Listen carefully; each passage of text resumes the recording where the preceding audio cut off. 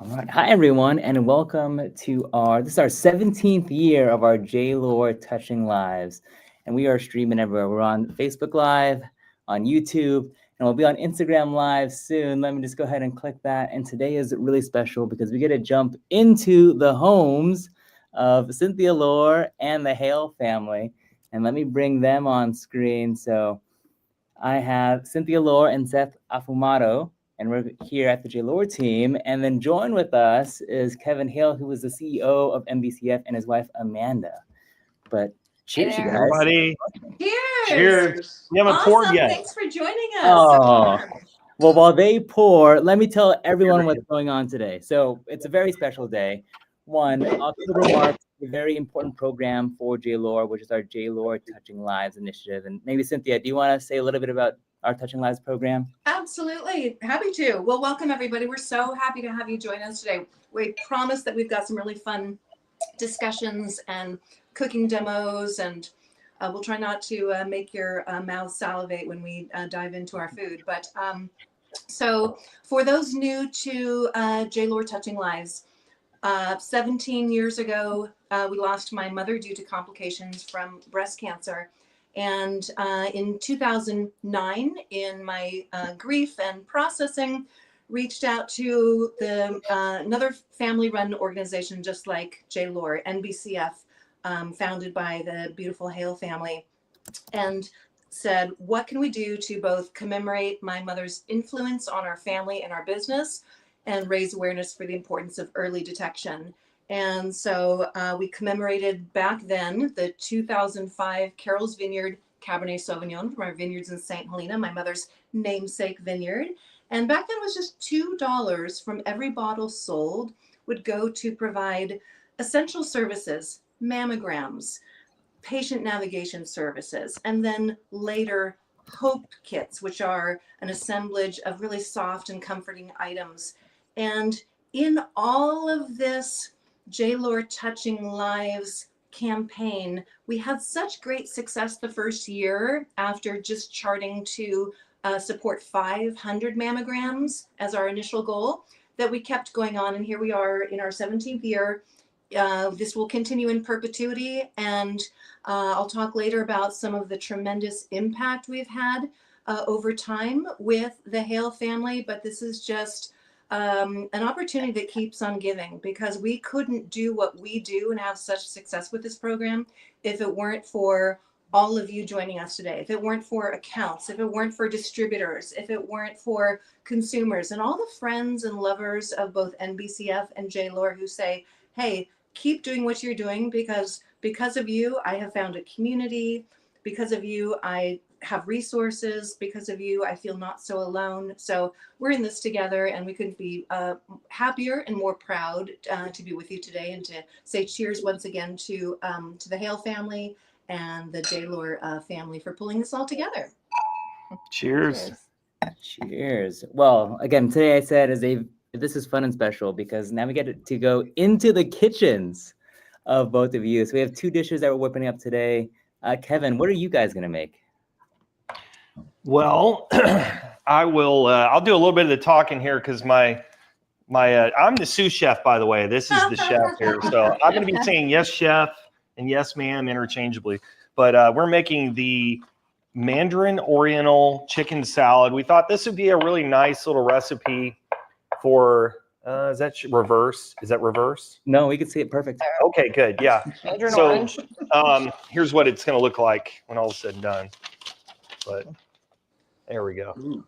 Anyway, we just thought this would be a nice, refreshing starter salad. I know we're not in the summer anymore, but we thought that it would pair really well with this lovely rosé, Grenache Rosé. Is that what it's called? You've got Grenache a Rosé. Stairway Vineyard Grenache Rosé. Absolutely. It's from Paso Robles. So we just thought this would be a nice little pairing and something that's pretty easy to assemble. We were going to go with what else were we thinking about doing? We were going to do some Texas barbecue, but it just takes too long. Yes. So that's one thing I go wanted wrong to do. with that. I will say Texas barbecue goes with any J. Lohr wine. Oh, bless your heart, Because, Amanda. you know, We know. yes, we do. We know. We have experience. It's our go-to. It's our go-to. But it's lovely to be here with all of you tonight.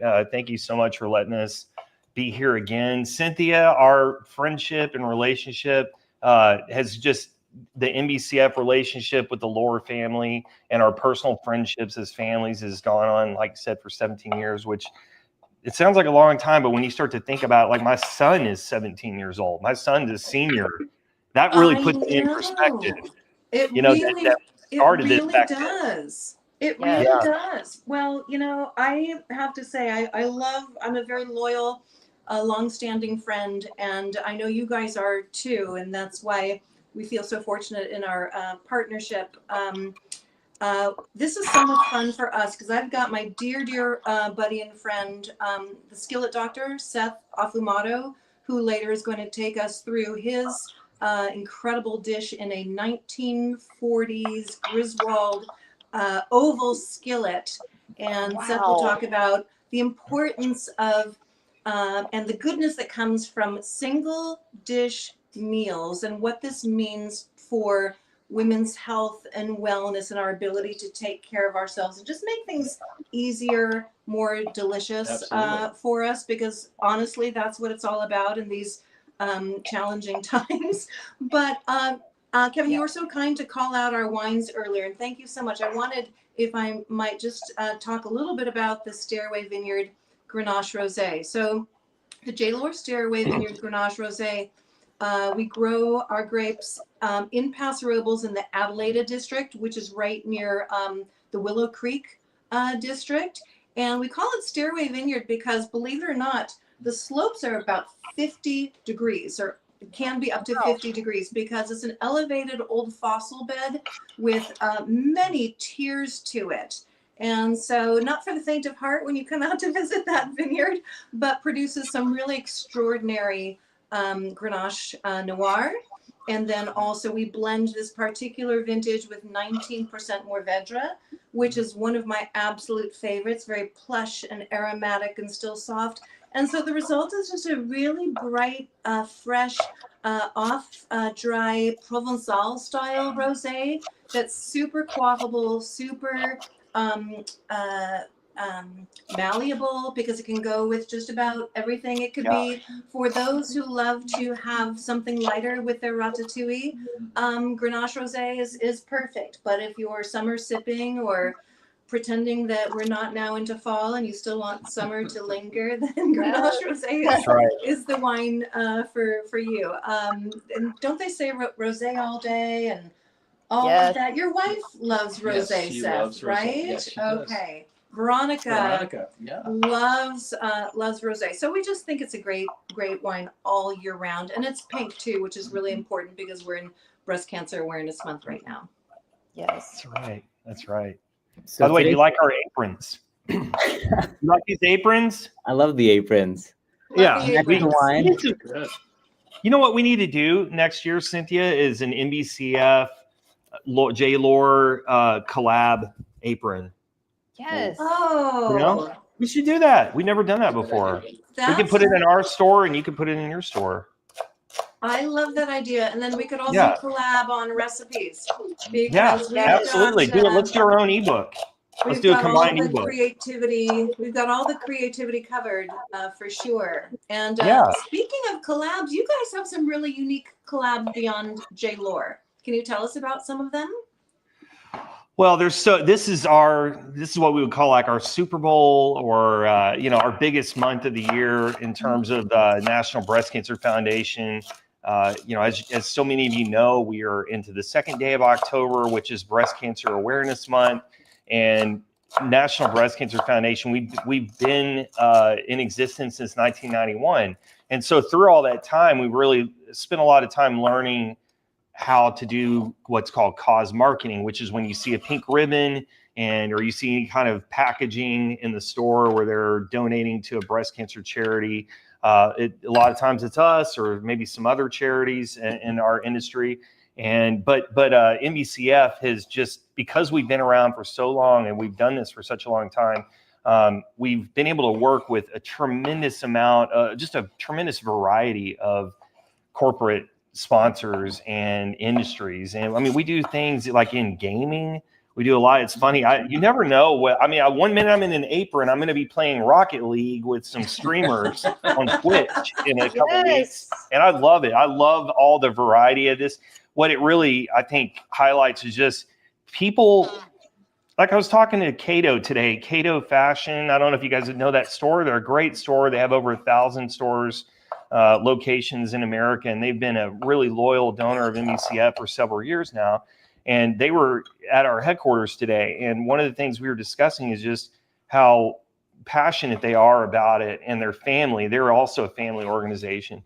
And I've just seen how people will use whatever medium they have, like whatever they do, whatever job they have, whatever, when they care about this cause, maybe they have a mother or a sister or someone who's gone through breast cancer or is going through it, then the switch flips on for them and they go, what can I do with my hands right here and my voice and what I do for a living? What can I do to make a difference and give back? And so that prompts people to do all kinds of really amazing things like this, which is exactly how the Lohr NBCF relationship got started. It was really coming from a place of the family honoring their mom and wife and just go, what can we do?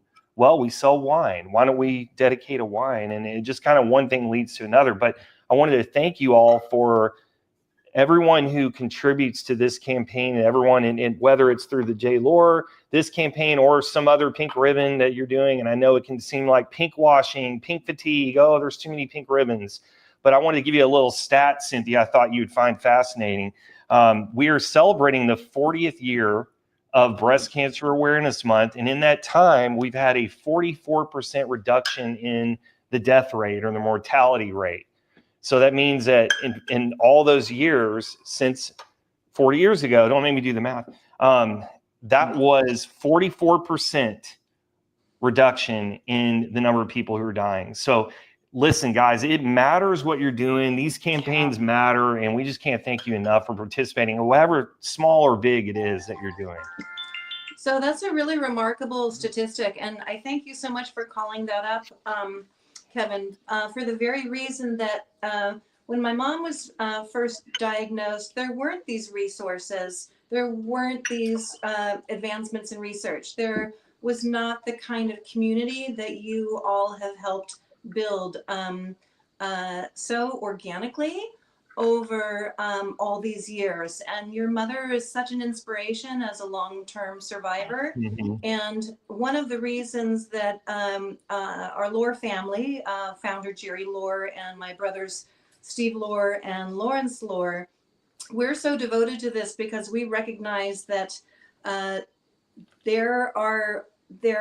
resources that have come to be since my mother's diagnosis make all the difference in the world. And having kept up with your programming, having kept up with your campaigns, having kept up with everything that you're doing to just really cover all of the touch points, both the deep dives that you do in the hospitals, your programmatics, everything that you guys are doing. It's not just communications and campaigns and raising funds. It's really getting to the heart of the matter. And your Helping Women Now mantra has always resonated deeply with me and our communities. I'm of the age where I have a number of girlfriends who have been diagnosed in recent years, and they're getting through it. And I just wish to pay it forward because my mom didn't have the same opportunities.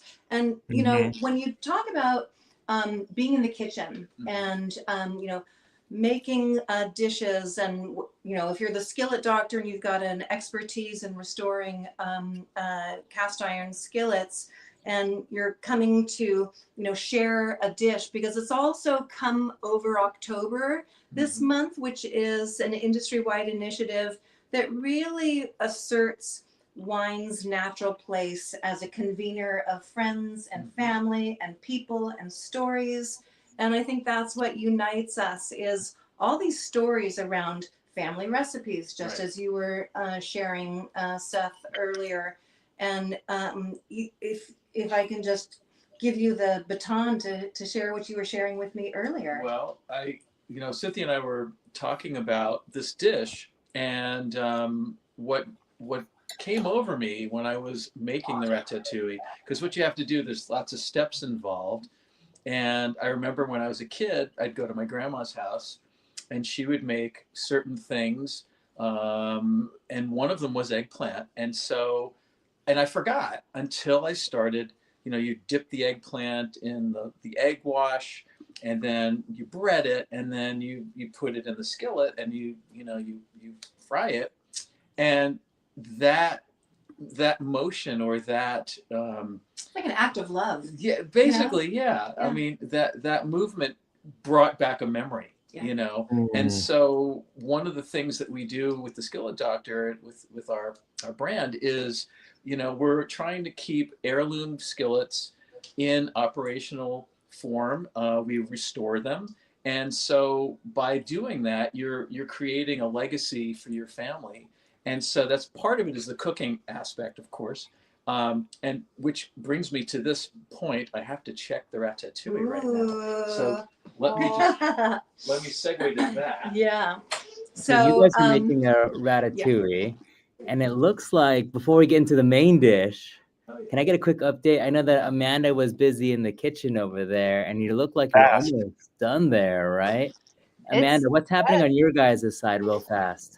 Okay, well, Maybe get up in we here. made this mandarin orange chicken salad. It's from a little ebook that we did with Sunkist Citrus, and it was quick to put together. It was really easy. We should pick something more complicated. I think we blew through that in about 5 seconds. Well, so what's in it? Well, it's got rotisserie chicken, just a classic you can get at any grocery store. Mandarin oranges, celery. It's got some dried cranberries, a few spices, some Greek yogurt. So it's pretty simple, but Pretty healthy. yeah, it is. It's a healthy thing. And then just, you can do crackers, or any kind of, if you want to toast up some bread or have a nice sandwich. We do that a lot in our house, actually. We do a lot of chicken salad. You like doing avocado instead, right? I do. A lot of times I'll use avocados instead of mayonnaise. Oh, sure. Excellent. As a binding agent, yeah. Right. Tuna, any of those things. We do that a lot. Yeah. I'm curious, does anyone in the comments, or anyone who's watching, do you have like a preferred chicken salad way that you prefer making it? If anyone has like a recipe, that's kind of interesting, because we always like that. I always like try new things. So celery or no? Yeah. Right. And a lot of people I don't like celery, so like my daughter, she likes grapes in there, and grapes. Yeah, I don't know how I feel about that. Yeah, he's kind of the celery is the most disappointing midnight snack, by the way. Oh, trust I learned me. that the other day. I was trying to keep my calorie count under a certain, it was like calorie restriction, losing a little weight. And I got to the end of the day, and I'm like, there surely is something that I can eat in this fridge that has like low calorie. And I'm looking around, and there's nothing. Like, we didn't have any apples or anything for whatever reason. And it was just this big stalk of celery. And I'm like, how bad can it be? Just dry celery. Dry celery. You got to put something with celery, man. Because it was so disappointing. I never had more. Kevin, I have the answer for you. Okay. It's called the Pantry Challenge. Oh, yeah. And in the Pantry Challenge, I'm sure that you have in your fridge or your cupboard some peanut butter or almond butter or something like that. So just take a slab of that, put it in the celery, and then you've got your delicious, and also, kind of healthy, you're getting some fats in there, midnight snack. Because that's pretty good. How about ants on a log? You ever done that before? Yes. Little raisins on it. Raisins. Yes. That blew my mind when I was a kid. Exactly. It's called ants on a log. Yeah, because I think finding ways to nourish yourself and your family doesn't have to be complicated. It can be as simple as peanut butter in a celery stick, or ants on a log. Or my mom's favorite was ratatouille. She actually, when she was, when we were all younger, when my brothers and I were younger, and we might have a fun couple of photos to share Josh of the family when we were younger, embarrassingly so. Oh my goodness. But my mom took a Moroccan cooking course when she was when we were young, when we were just kids. And she brought back with her all of the beautiful spices and aromatics that I'm smelling right now with Seth and Veronica's Mediterranean ratatouille. And it just really ignited in me a love of just food, but different foods from different countries, and a real just deep desire to explore different foods. And so there's our family right there. My mom in the middle, just a really gorgeous photo of us. You can see my brothers and I are quite young and sporting, you know, those 80s hairdos, if you will, but a cherished photo and a cherished memory.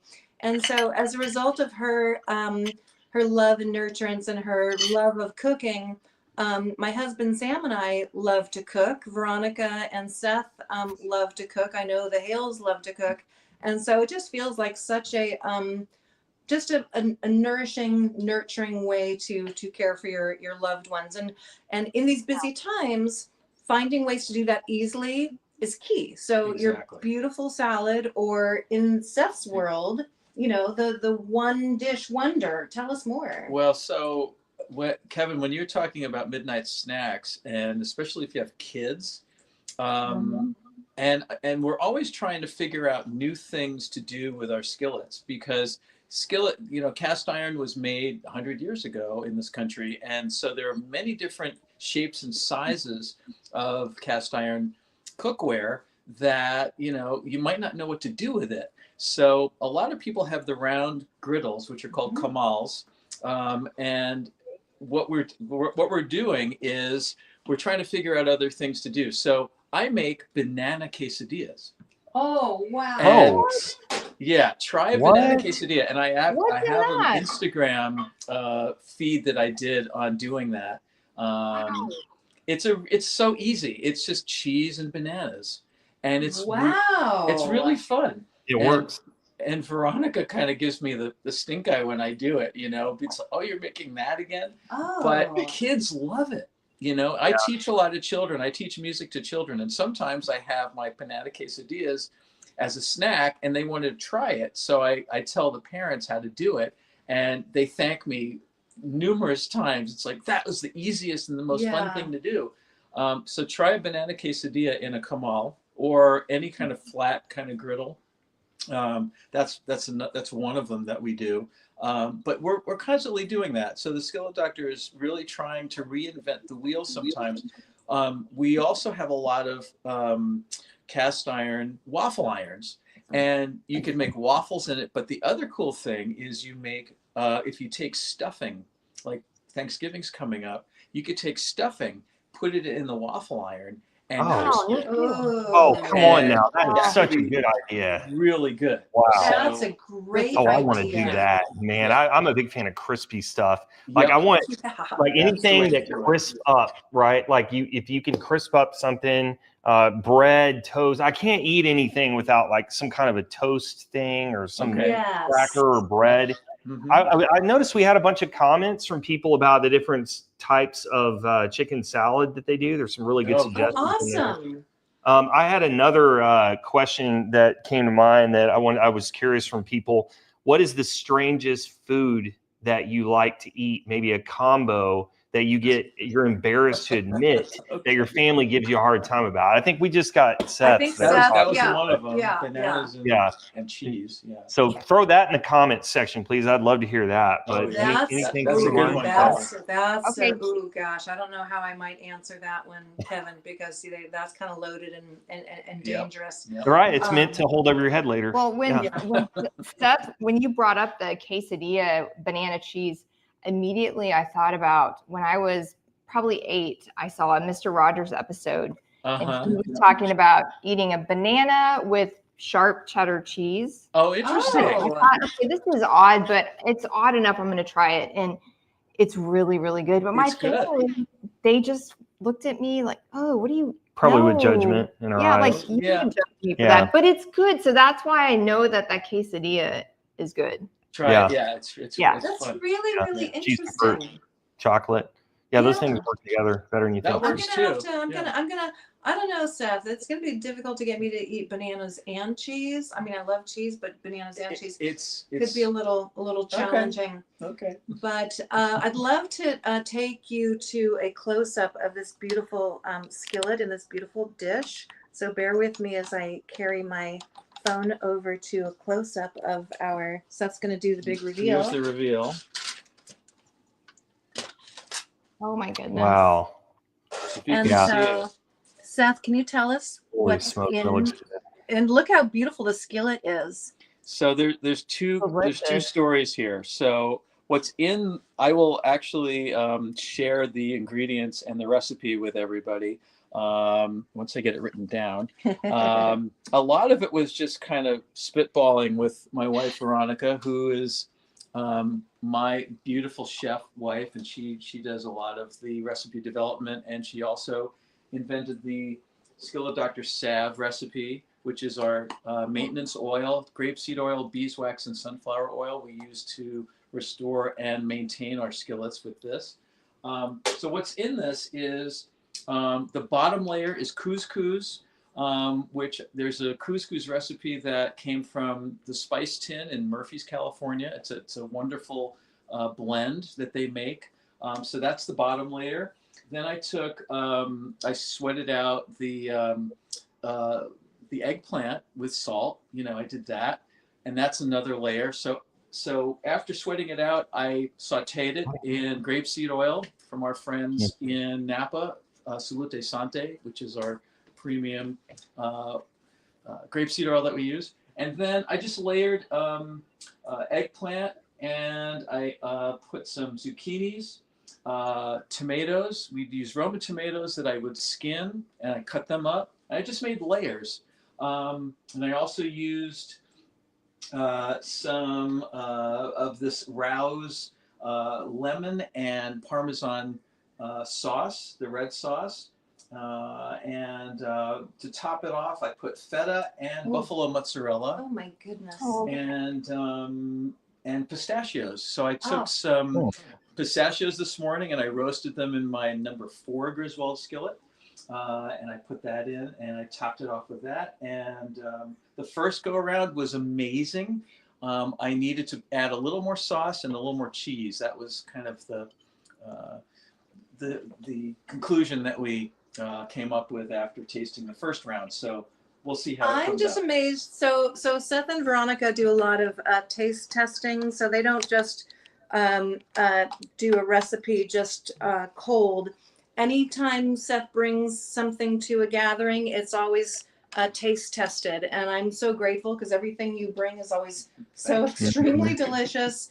And again, you know, healthy and nurturing and accessible ingredients. And that's why I love the pantry challenge. That's why I love skillets and one dish dishes, because it feels special, even though it's simple. And I think that that's what we want to do nowadays is Absolutely. just find ways to bring comfort to others and to ourselves and to our families and have something feel special. And, you know, talking about special, how is your guys' salad? Yeah. Okay, I cheated and had one off camera. Oh, I was getting, so I'm going to pretend like I'm having it for the first time right now, Erica, for movie magic. It looks All right. really good. Looks really good. It looks really Here we go. delicious. It looks really delicious. Well, I might do a little storytelling while Seth serves us up a that's very good. little dish. So, gosh, I have so many stories that I could share. Oh, so Amanda and Kevin. So as I was listening to your podcast recently, Hope Ignited, and by the way, congratulations on all the ways that you inspire and bring hope to so many facing this breast cancer journey, because 1 in 8 women and their families will be impacted by breast cancer. And we know that, for instance, during or after COVID, the backlog of mammogram screenings was so severe that we started to see a bit of an uptick that I think is now starting to rebalance a little bit. But Hope Ignited, your podcast made me think of how much our two families have in common. And I'm just going to start like riffing on what those are, if I may. And you are all welcome to keep adding them in. Okay, you ready? Okay. All right. So, Kevin and Amanda, you guys have been married for 24 years, just as my husband Sam and I have been married for 22 years. 24 years. That's right. Yes. That's right. What Right. month and date? What was your anniversary date? My September 29th, Okay, Oh, of all 2001. Just had it. 2001.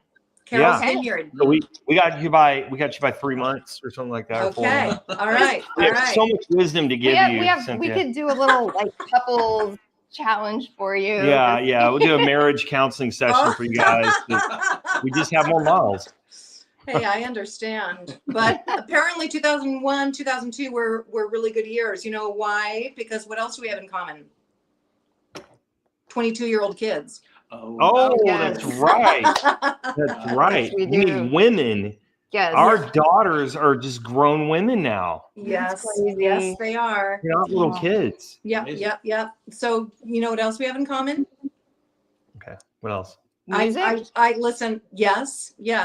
So Seth is actually not music. only my buddy, but he's also my musical partner at times. Yes. So we love music, and I know from listening to Hope Ignited that you absolutely adore music. You guys, Yeah. we have that in common as well. Right. We sure do. We love it. We All the also have podcasts. So the Yeah. hashtag Share the Lohr podcast and your Hope Ignited podcast. We're great partners together.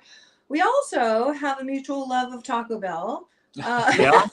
We do. Okay, just this Okay. side of us. Amanda hates Taco Bell. Just to be clear, this is Oh me. my As if you gosh, can't okay, tell, all I mean, right, like, Amanda. look at the difference between us here. Which one of us likes Taco Bell? But anyway, I absolutely love Taco Bell and Dorito Loco tacos from time to time. But like I was saying saying beforehand, we were talking about this.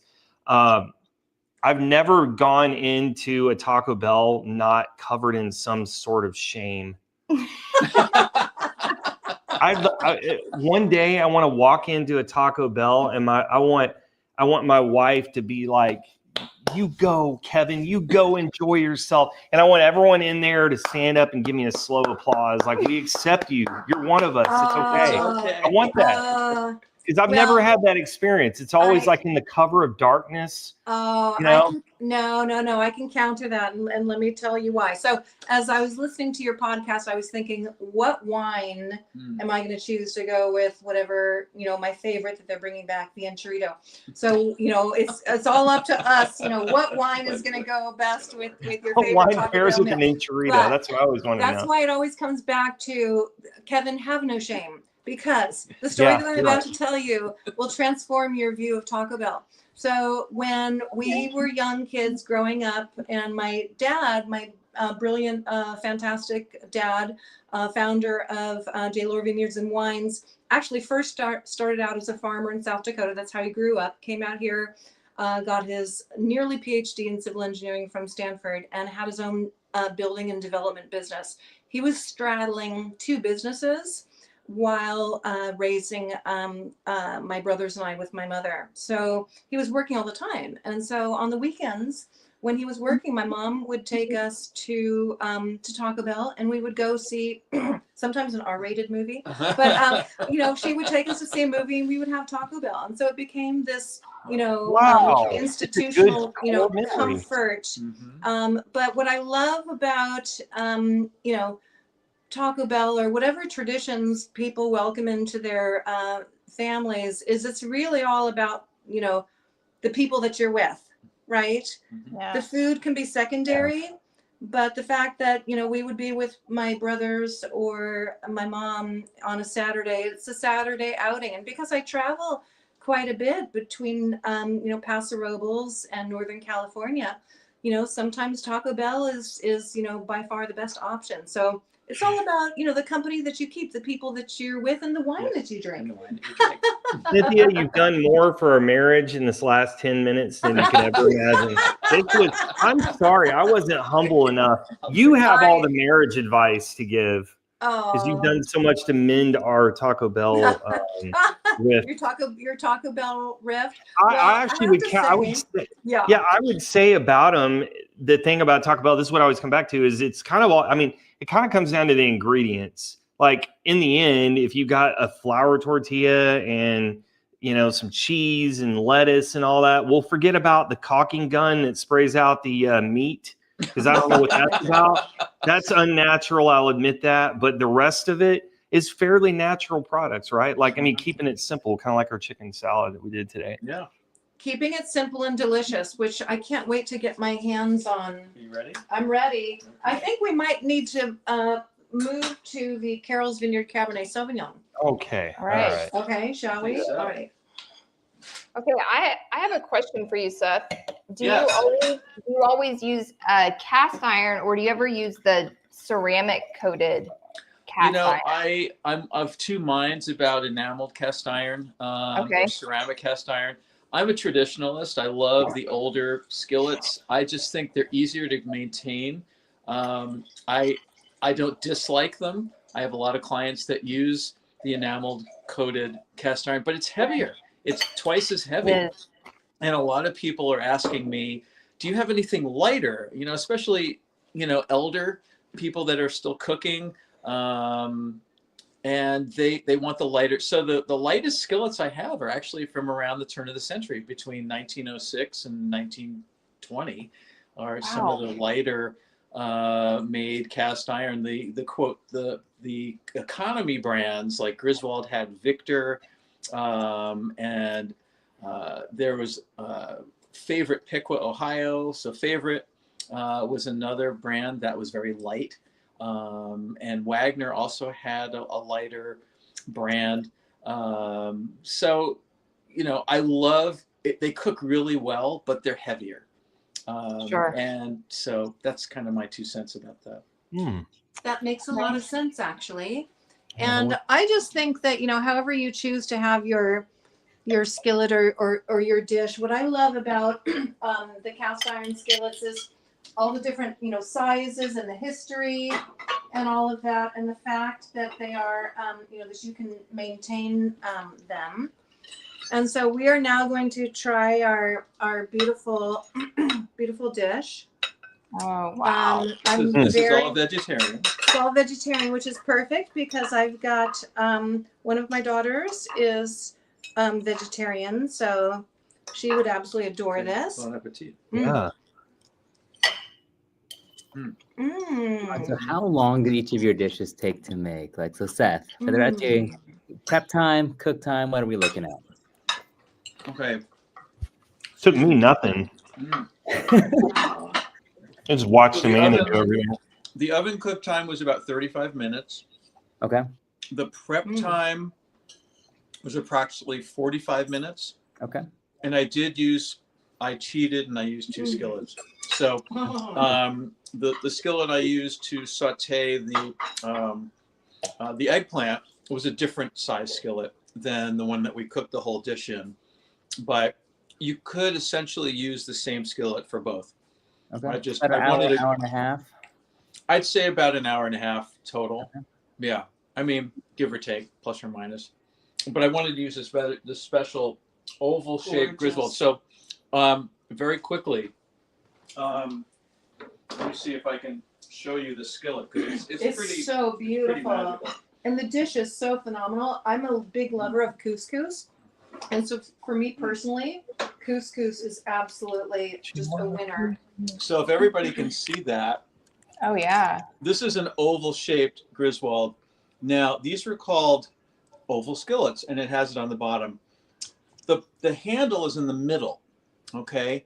Convenient. That's not where it's supposed to be. Okay. The backstory on this skillet is I went to a sale in Modesto, and this guy had a boatload of pieces, and I usually buy them in bulk. And what happened was this guy's grandfather was an auto mechanic and auto detailer, and he had a welding shop. And so in the 1950s or thereabouts, his grandma didn't like the handle being at the end. So she said, could you take the handle off and put it in the middle? And Griswold didn't do that. So there were two handles. There was a helper handle on the top, and then there was the regular handle on the bottom. So it was actually, you know, the big circle. But I like this a lot better. It's more balanced. Yes. It's brilliant. It's actually a brilliant solution to the problem. So it's a one-of-a-kind Griswold skillet that I am not giving up, and For anything. we're going to keep it.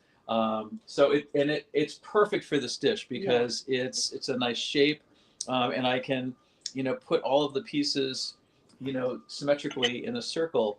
So it's good for casseroles.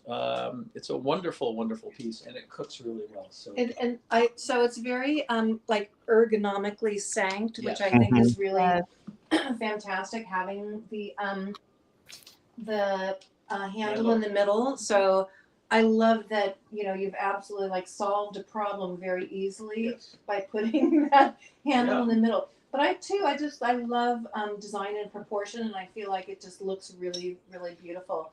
So that's a very, very special piece. Seth, how do you find your skillets when you're restoring so many skillets? How do you find them? well, so there's two avenues. People send me their older skillets that are rusted or whatever. They send it to me from all over the country to restore. But I also have skillet spotters, which are people that look for cast iron for me all over the country. A lot in Northern California, Southern California, because that's where we're located. But, you know, back east too, wherever I have somebody that has a source, they'll text me some pictures and you know, we'll figure out a way to get them sent to me. But that's usually what I do. I go to estate sales and barn sales, and I have people that kind of, you know, tell me where there are certain pieces that I'm looking for. So I have a pretty good, you know, selection right now in my inventory. And I'll bet a lot of chefs come to you too, because they get word They of do. the Skillet Doctor, and they know of your expertise. They come, you know, find you. And We're now in Napa at the Napa Farmers Market twice a month. So I have people from the Napa area that come and look for my services. So that's and I love that. a Well, wonderful thing. I want to take a moment to toast everybody with these incredible meals. Cheers, Cheers. Seth. Cheers. It's a lot to be two-handed, so I'm going to take a sip first of my Carol's Vineyard Cabernet Sauvignon. And so then as you guys sip, I have a question for you though. Why did you pick Ratatouille today? And then Beautiful. can you tell us a little bit about Carol's Cab too? Yes. Let me turn you up because I'm not hearing you. Can you say that again? You want me to talk about the Carol's Cab? Yeah, yes, a little bit about Carol's Cab, and then obviously why did you pick the dish today? Why the Ratatouille? Ooh. So let's talk for a minute about the beautiful Carol's Cab, my mother's namesake wine. So this particular vintage, we're looking at the 2022 vintage.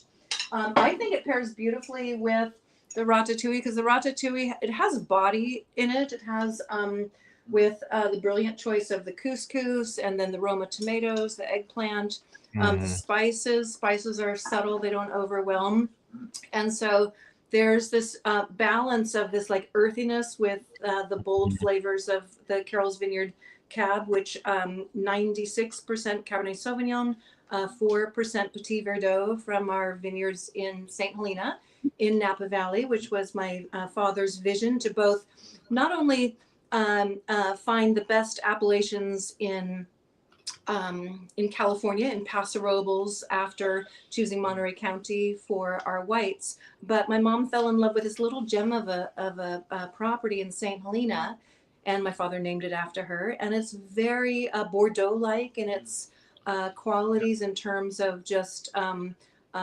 climatic conditions, soil types, etc. So just beautiful, soft, supple, really brings out, I think, the spices, complements the spices, and doesn't overwhelm the palate with there we go, the beautiful Carol's Vineyard. Just a perfect pairing. I love just really soft, supple Cabernet Sauvignon. Our house style is always soft, dense, and never green.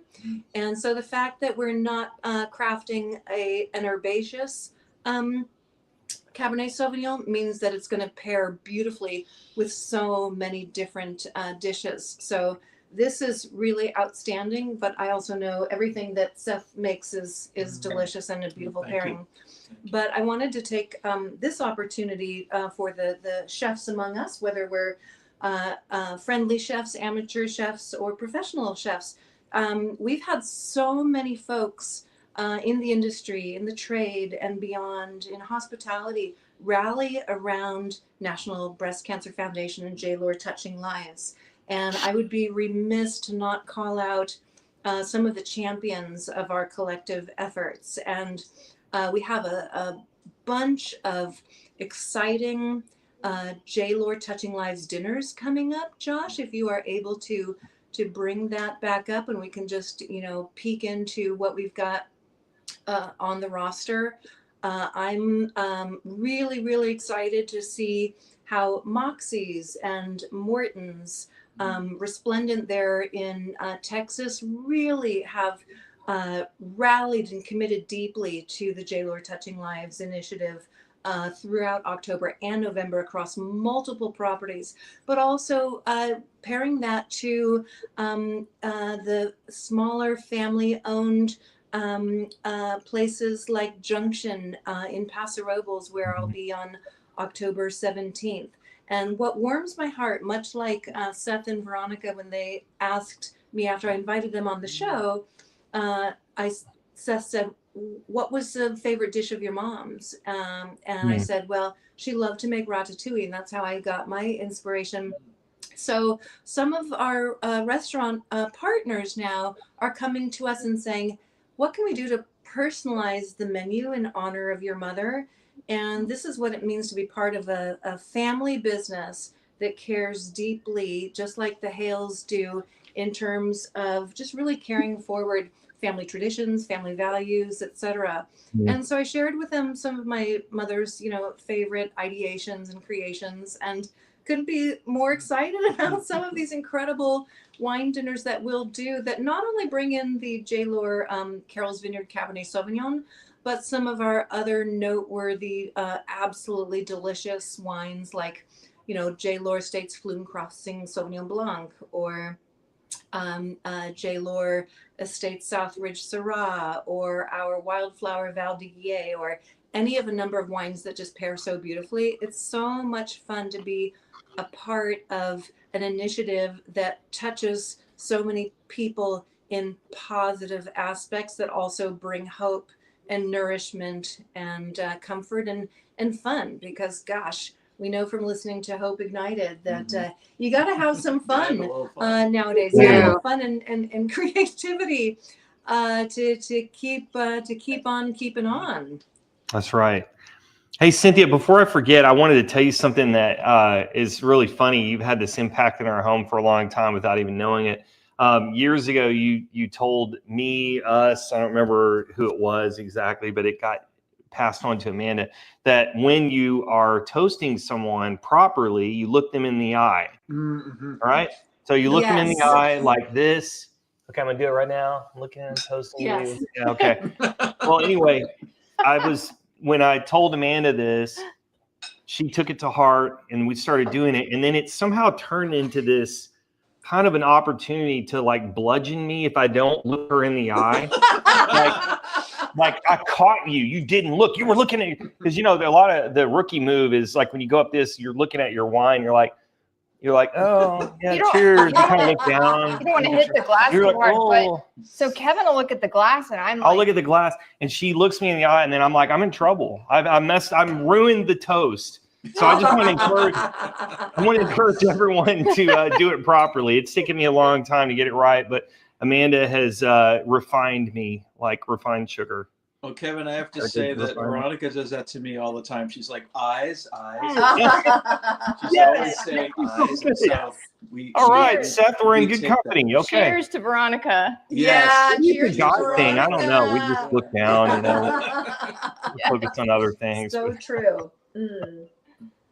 Well, to close out, I know that for those who are joining in and watch through, you probably want to taste some of these dishes. So as much as I tried to get Seth's recipe beforehand, Seth, when you give it to me, I'll load it up to the J Lohr website, and then we'll also put the link over to the Absolutely. salad the Hale's made as well. But Kevin, I got one question for you since we're on our Carol's Cab, and obviously you mentioned Texas barbecue, but what type of barbecue are you making that would pair with that?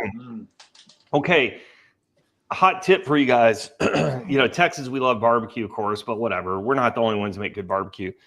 The trick is go get a tri-tip instead of the whole brisket, which is the flat and the tri-tip. So it's sort of like two sections, and it has a fat cap like in the middle that separates the two. And so typically when you smoke a brisket, you'll leave it on for 10 or 12 hours or overnight or that kind of thing. But with tri-tip, it's a smaller amount of meat.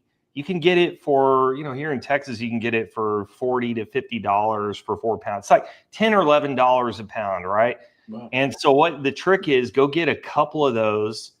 So they're like, at that point, it's like 8 pounds, and it's going to be somewhere between $80 to $100. And they cook way, way, way, way faster. Mm-hmm. You can do it in maybe like 4 hours, 5 hours, something like that. And what you're doing with it is you're taking that meat and you're dicing it up after a few hours once you get it to a certain temperature. And so the trick on the whole thing is that the part that's really good, the Maillard reaction that happens on the outside whenever the fat is rendering and it sort of caramelizes, well, you have more surface area because you've chopped it up. So at that point where you're breaking it through 160 to say 190 degrees, that's where all that real good action is happening. Mm-hmm. That's where you want it diced up. And so then you'll use like some kind of a sugar barbecue, honey, some kind of a barbecue sauce, whatever. And especially that has sugar in it because it'll caramelize better. And so all the surface area around that, by the time you get done, it is super tender and it's crispy on the edges. So they're little bites, little cubed bites about that big. And it is the best. And I made that actually for the first time, only just tri-tip burnt ends, and my family went crazy. So now it's like, we're doing that again. We got to do, because it's the hack, right? Like, it's like, hey, I found a way to do a brisket, but I can do it in like a third of the time or half the time. This is the part everyone wants. What's your address, Kevin? Well, whenever you're eating barbecue, you want those little corners and those edges, and you kind of fight over that. So the entire burnt ends platter that you make is all that. Awesome. Yeah. It's so good. Yeah. Aren't there entire country songs devoted to the burnt ends? Yeah. I mean, I just feel like Take me to your burnt ends. It's time tested delight. But I love your idea of cubing. That sounds real. So it's almost like candy. Yes. I love that, the whole notion of the caramelization, the little candy. bites, That's a good having name. it be like candy. I think that's a really beautiful thing. And it then great we're in Breast Cancer Awareness Month right now, and there really is kind of a call to action for everybody. We're also in harvest right now. And so I just wanted to give a shout out to the J Lohr extended family, the harvesters, our vineyard managers, everyone who's out there, 2 o'clock in the morning, 6 o'clock in the morning, just really ensuring that our fruit comes in when it's optimal. My hat's off to all of you, first responders, everyone who's working really, really hard to, take care of everybody around them. So it is harvest right now. I heard that we've got some Viognier coming in, albeit it was a little rainy in Paso Robles this morning. So wishing everyone a great harvest. But I also wanted to just thank Kevin and Amanda and the family, because throughout so many years, you are always innovating and finding new ways to reach consumers and to keep the message and the call to action and the inspiration fresh. And so whether it's your, gaming days and the pink challenges and everything that you are doing, but also to the J. Lohr teams and to our trade partners and accounts and everything. There are 3 ways on the J. Lohr side to extend the goodwill of J. Lohr Touching Lives and our very personal, heartfelt family story. And these 3 ways are, they're quite simple. You can give directly to National Breast Cancer Foundation, which is, obviously a very targeted way to just ensure that your dollars are going to have immediate impact. You can enjoy and attend a J. Lohr wine dinner. This has been so much fun for me to bring, friends and family throughout the years to these various dinners and to have people understand, not only what we do as a family owned and operated business, but why we care so much about raising awareness for the importance of early detection, or quite simply put, just purchase a bottle of the J. Lohr Carol's Vineyard Cabernet Sauvignon, which remains a very coveted gem in certain circles. The media certainly loves J. Lohr, but most importantly, we hope that you love our Carol's Vineyard Cab. In a world of, you were talking earlier, Kevin, there is a lot of pink washing, and we know that we are not that as a family owned and operated organization. We know that you're not that. I know from our deeper talks, the impact that you guys are having, not only in the U.S., but in your countries across the world that you are now having a presence in. You foster incredible impact, and you guys are working so hard all the time. Your programs, people are bar none the highest that I haven't encountered in the business, and it's just always such a joy to work with you and the family. And so I just want to raise a toast once again to the great work that you all do, the great work of the extended J. Lohr family, friends and partners like Seth, the Skillet Doctor, and just everyone in the network that you serve, that you're helping to make a difference. It just means so much to all of us, and I know my mom would be so proud. Hear, hear. Here's to your mom, and here's to all of you. Cheers. I'm looking you in the eye. Okay, here we go. I know, I'm looking you in the eye See that? That's what it looks like. Even just now, Amanda was looking at me, and we were having this tender moment while you were sharing all that, and she was looking at me, and I could just feel her judgment in her eyes to see if I was looking down at the glass. Hey, Seth, I love your name. I mentioned that earlier, the branding of the Skillet Doctor. When you were going through all the top professional names, did you consider any others, like Skillet Professor, Skillet Czar, anything like that? That's actually an interesting question, Kevin, because originally my business was called Cast Iron Recovery Service. Oh boy. And that's a mouthful, and that doesn't work. That's not as juicy. So I can't remember how the Skillet Doctor, I think the Skillet Doctor came about through my son, Ezra, talking about, well, don't you heal cast iron or something? I mean, it came through a weird channel or something like that. So the Skillet Doctor was born about 20 years ago. But I also have Doc Skillet, Skillet Doc, all these other variations.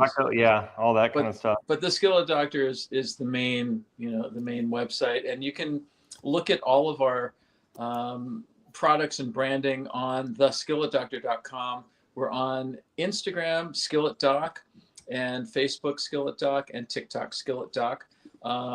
And we're through Northern California. Most weekends we're at some fair, some flea market. This Sunday we're going to be in Cloverdale at the Cloverdale Antiques Fair. It's the first annual. We were at the Petaluma one last week, which is wonderful.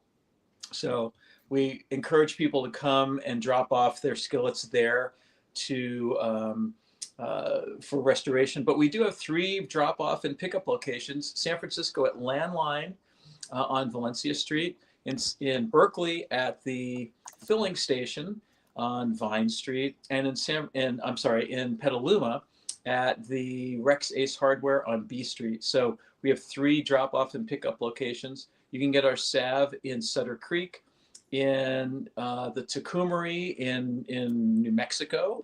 So we're trying to reach different markets, but you can get our products on our website too. Yeah, Seth is very direct to consumer, so much so that he has doctored my 2 skillets that I shared with you earlier that he actually brought back from, they were really not looking good. Skillet. No. Yeah, so I would never offer a recommendation that I didn't completely stand by. And so not only is Seth an expertise, but he's an expert, but he's also just a phenomenal human being. So Thank you'll you, be treated well Yeah. if you entrust your skillets to Seth. Yeah, don't go to me because I when I get a tiny bit of rust on the skillet, I throw it in the trash can. Oh, No. don't do that. No. Send them to me, please. Yeah. Okay, all right. I'm sorry. I'm just confessing here. Here's the problem. Confessing. Please no. We do when we It's painful to when say. we make steaks, we do reverse sear. So they go on the smoker, Right. and then the cast iron is on the grill Right. getting hot. Right. So they go on the cast iron out, or they go on the cast iron on the grill after. And So Kevin, we should send you some of our Skillet Doctor seasoning salves so you can have that. So things. Okay, so here's our finish that. Say what you were Okay. going to say because this is important. We got to figure this out. I need a solution. and I feel Okay. like more people, Help us out, Doc. anyone that does the reverse sear has to deal with this. So we get done with the steak. It's super hot. The cast You can't iron touch is so many hundreds of degrees hot, and you're not going to bring it in your house right then. Okay, Right. so there Right. might have been a time or two that we forgot and left it on the grill For like several days. right. Okay. So you So go it's just back, sitting there rotting away you on go the back grill to get in the it. elements. There's rust. You've got to clean it, and it's so hard to recover it. What do you do? So- Yeah, what do you do then? Well, it's not seasoned Fresh, properly. right? Oh, that's Okay. right. So the Oh. first, Yes. the first Okay. step, you guys, is you have to have it seasoned properly. So let's talk, off camera about how to do that, and I will All right. be happy to restore or revive whatever skillets you have, and we'll go from there. All right. Because So I'm he is gonna the see skillet your doctor. Texas, right. Seriously. Go to And your the doctor Texas has the prescription. collection Yeah. location. He has a Yes. prescription, Our and backyard. that's why he's an expert, because he's not going to give out his trade secrets easily. Sure. But I That's can right, that's promise right. you that the restoration, and I'm so glad you ditched that previous name, Yes. because the Skillet Doctor and your I branding fell asleep halfway is- through you saying the name of that. Yeah. Cynthia, you're the wine doctor. Can I just say how great this Cabernet is? I mean, holy smokes. It's really good. fantastic. This wine is so good. So congratulations to Lohr for knocking it out over and over and over again. The J. Lohr wine brand is the only one we go for, or that I go for when I'm Yeah. grabbing wine at the store. That's pretty much always in our house. Like, we are absolutely love everything you do. You guys nail it. It's always just the benchmark of wine for sure. And then of course, just on top of that is the personal relationship and how much we appreciate the community that you've built, the people that were on the chat tonight, the folks that will see this later. Here's to you all for supporting this wonderful, wonderful company and this campaign. It means the world to us. We appreciate you so much. Thanks to everyone at J. Lohr.